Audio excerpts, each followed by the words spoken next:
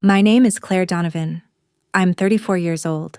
And the night my company officially launched was the same night my sister decided to fire me in front of everyone. The inauguration party was meant to be a celebration, not a meeting.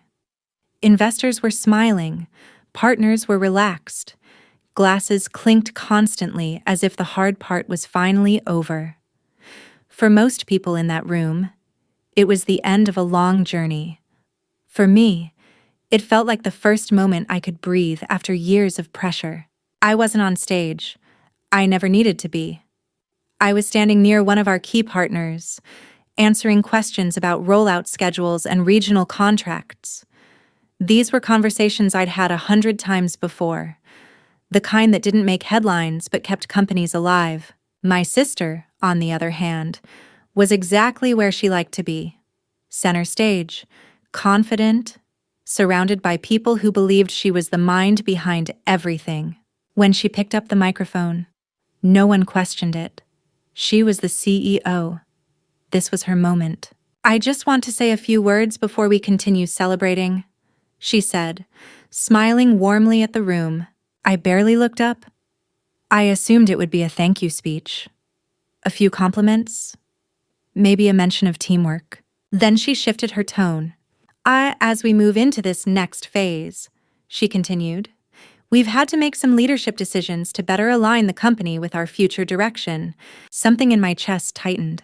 Not fear, recognition. She paused, long enough to make the room quiet. "Effective immediately," she said, "Claire will no longer be with the company." The words landed softly, almost politely, which somehow made them worse. For a brief moment, nothing happened.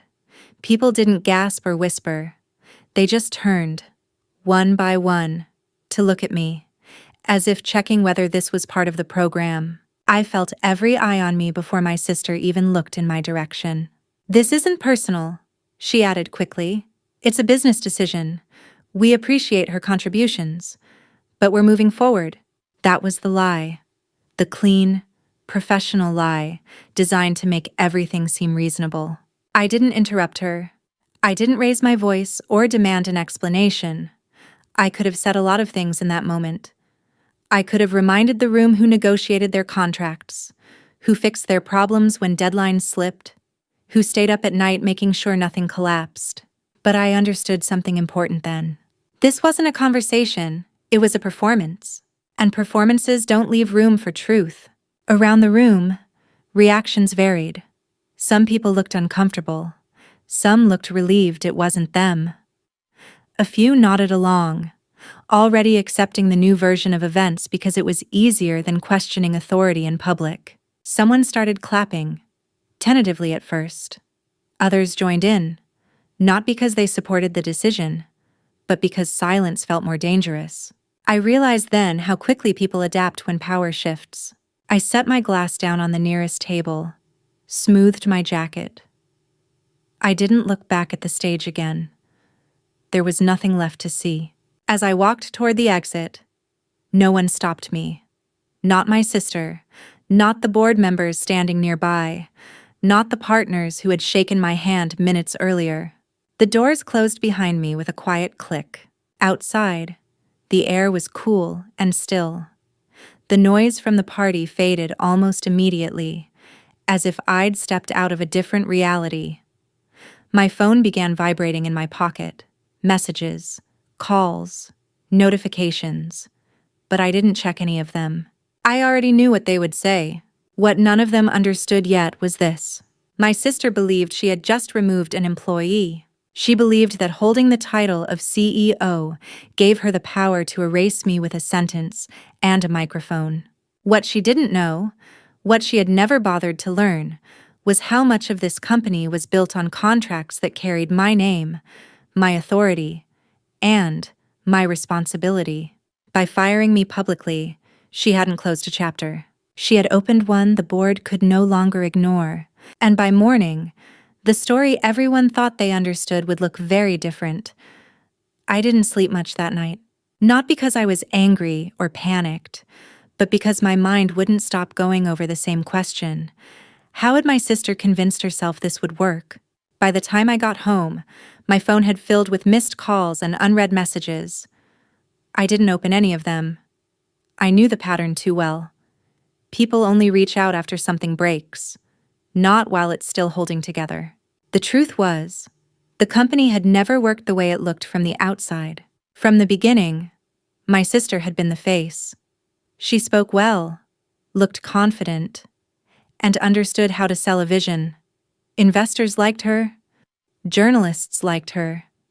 Even the board liked how clean everything sounded when she explained it. But clean stories hide messy structures. When we first talked about starting the company, it was nothing more than an idea and a loose timeline. No one was thinking about liability, enforcement, or what would happen if a deal went wrong. That was my job. I had spent years watching companies unravel because no one bothered to read the details. So I slowed everything down. I insisted on meeting every potential partner personally. I reviewed drafts line by line. I pushed back when terms were vague or authority wasn't clearly defined. It annoyed my sister at times, but she trusted me enough to let me handle it. And the partners noticed. More than once, a negotiation stalled until I was brought in. Not because I was charming, but because I was direct. I explained exactly what we could guarantee and exactly what we couldn't. For companies risking millions, that mattered more than enthusiasm. Several partners made it clear they would only move forward if I was named as the responsible authority on the contract. At the time, my sister waved it off. "It's just a technical thing," she said. "Titles don't matter." So my name went on the documents, not as a courtesy, not as a favor, as a requirement. As the company grew, that pattern never changed. I became the person partners called when something went wrong. I was the one renegotiating deadlines, fixing misunderstandings, and preventing disputes from reaching legal action. Meanwhile, my sister focused on expansion and image. She believed leadership meant steering the vision forward, not reading contract clauses written in dense legal language. She trusted that the structure beneath her would hold. The board followed her lead. They saw growth charts and press coverage. They didn't ask who held authority over which agreements, because nothing had failed yet.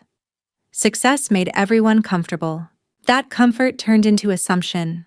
The assumption was simple. The CEO makes decisions, and everyone else executes them.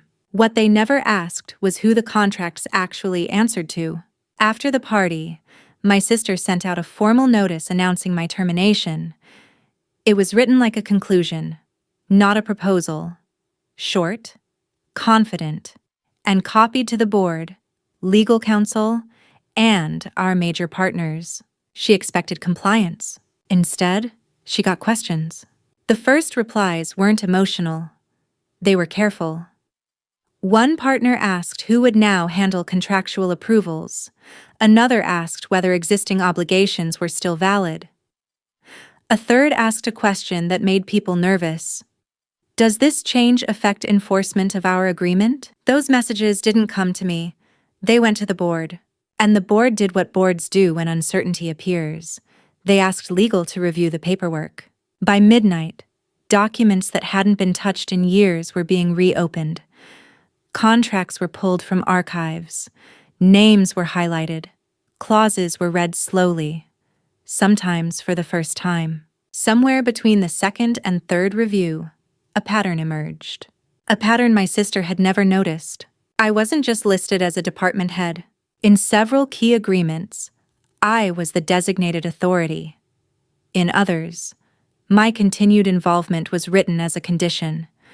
Removing me without proper reassignment triggered consequences no one wanted to face.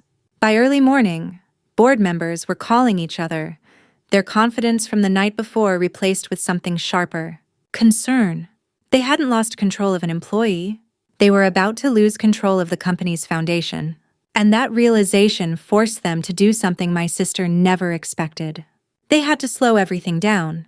They had to ask who really held the power they had been applauding away the night before. And they had to admit that the decision made on stage might not have been theirs to allow. By the time the sun came up, the party felt like it had happened in another lifetime. What my sister didn't understand was that the damage didn't come from firing me in public.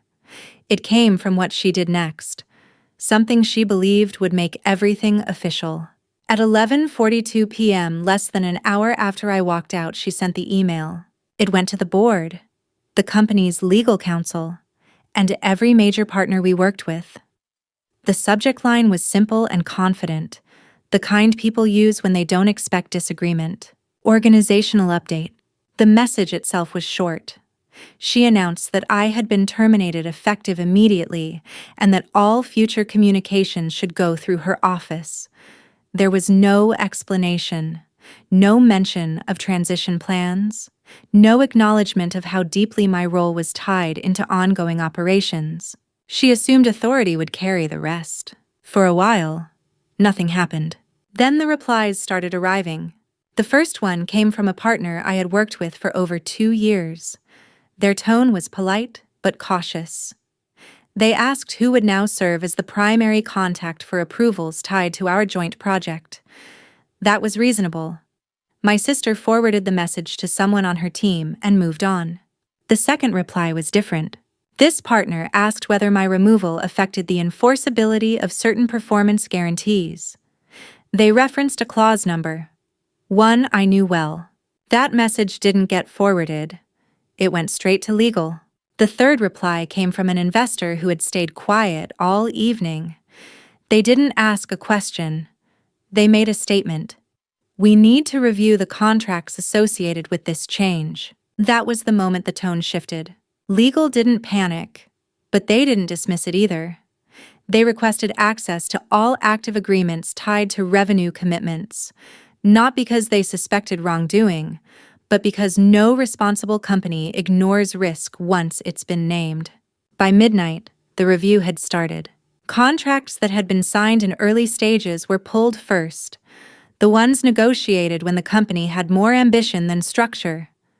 My name appeared again and again, not buried, not incidental, but clearly positioned. In some agreements, I was listed as the designated authority for approvals. In others, I was named as the responsible party for compliance obligations.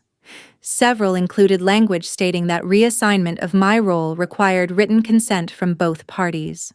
My sister had never read those clauses. She had trusted that anything important would be brought to her attention, but legal documents don't announce themselves. They wait quietly until someone forces them into the light. Around 2 a.m, one of the board members asked a question that no one answered right away. Can she actually fire her? The silence that followed wasn't dramatic. It was thoughtful, uncomfortable. Legal explained that terminating my employment wasn't the same as removing my contractual authority. Doing so without proper reassignment could trigger penalties, delay obligations, or even void parts of the agreements altogether. Someone else asked what reassignment would require. The answer was simple and inconvenient: my cooperation. At that point, the issue stopped being about leadership decisions and became about exposure, revenue streams, credibility, trust with partners who had signed based on continuity, not image. The board didn't blame my sister. Not yet. But their confidence in her judgment began to crack. They requested a full breakdown by morning. Who held authority? Which contracts depended on that authority?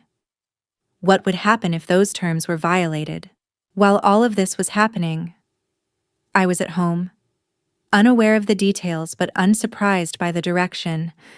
I knew the structure because I had built it. I knew exactly how fragile it would look once examined. The email my sister sent was meant to close a chapter. Instead, it forced everyone to read the fine print. By the time dawn arrived, the question was no longer whether firing me had been appropriate. The question was whether the company could afford the consequences of pretending it was valid.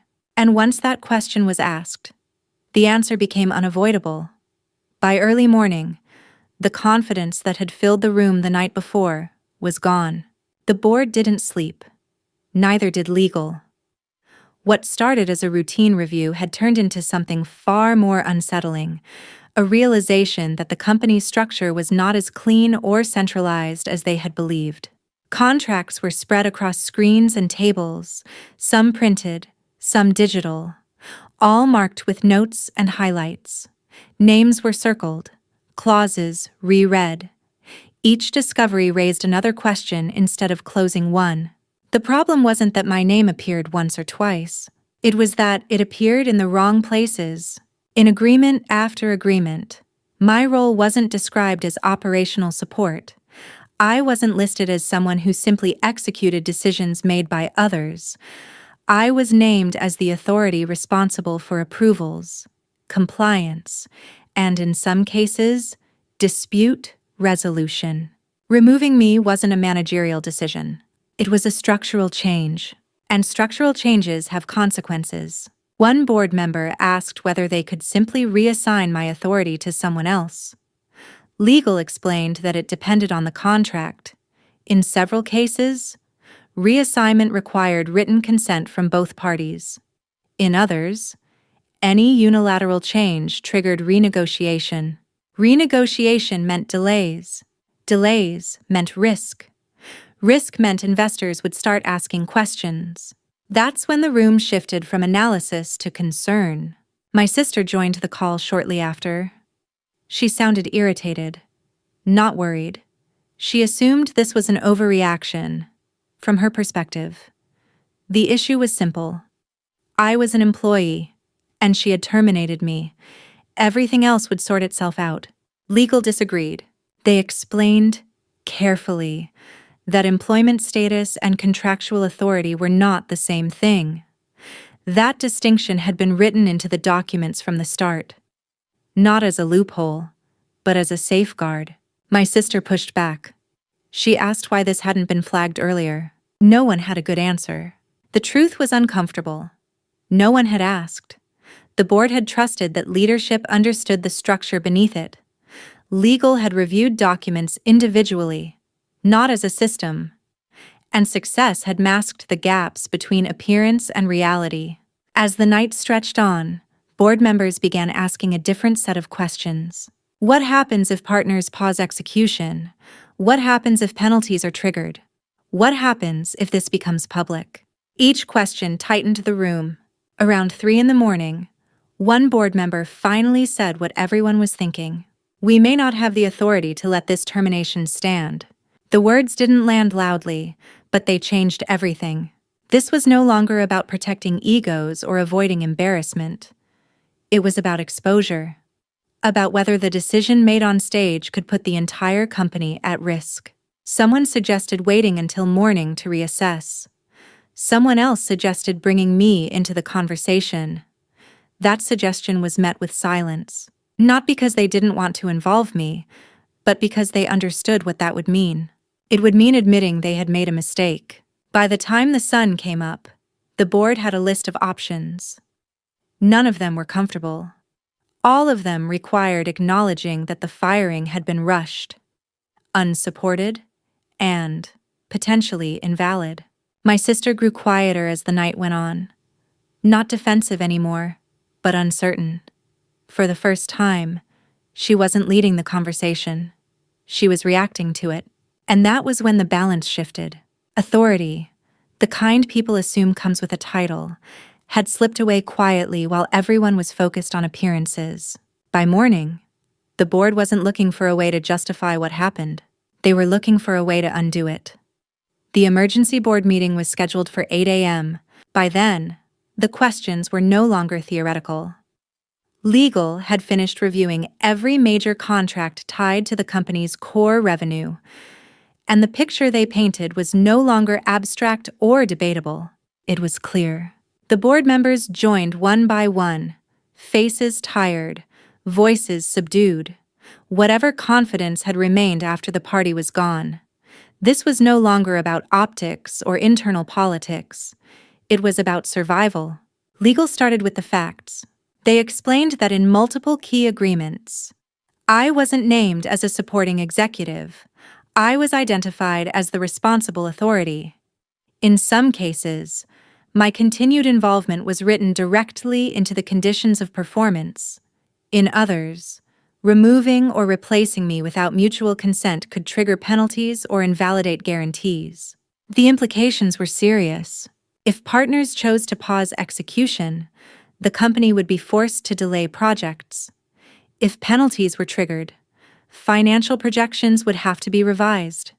If any of this became public, investor confidence would take a hit the company was not prepared to absorb. Someone asked the question everyone had been circling. Is her termination valid? Legal answered carefully. From an employment standpoint, perhaps.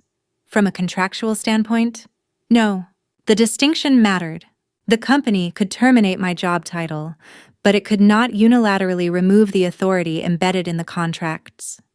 Doing so would place the company in breach of its own agreements. Silence followed. My sister finally spoke. She asked why she hadn't been warned that this was a possibility.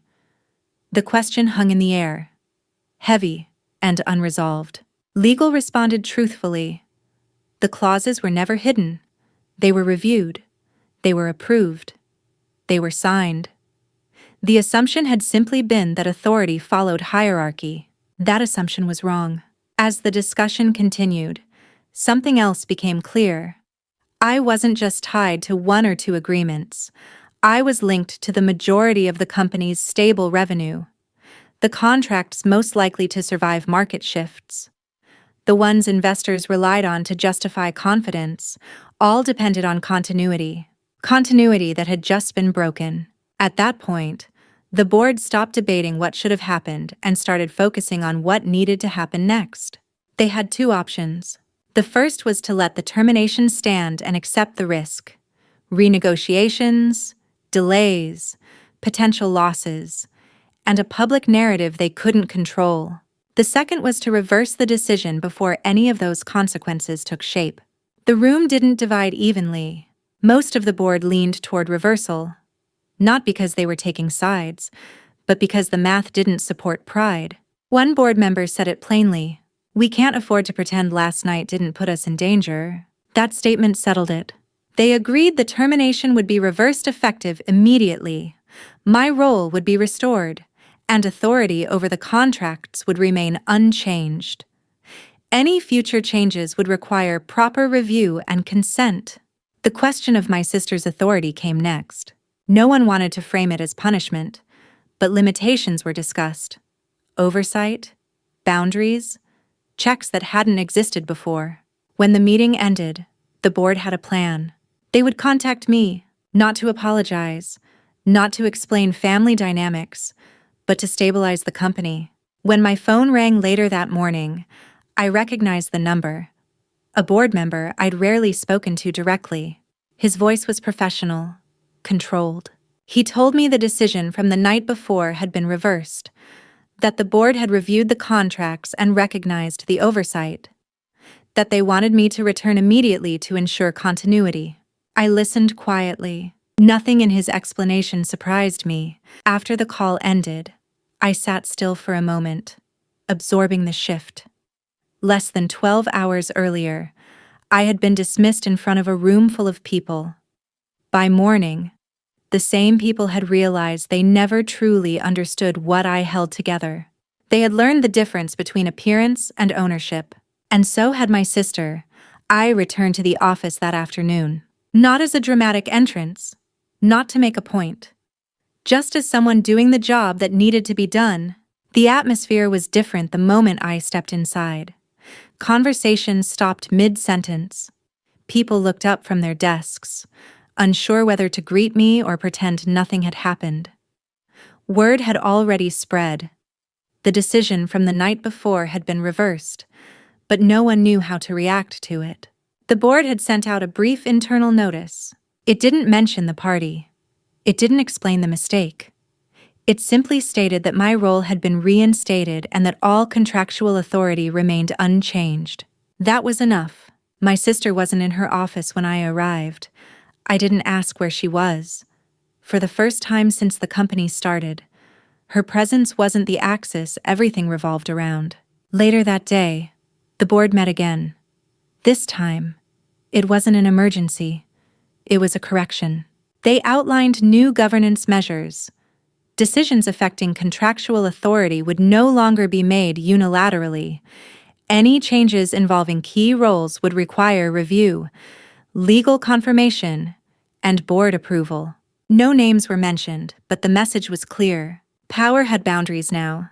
When my sister finally entered the room, she looked smaller, not defeated, but cautious.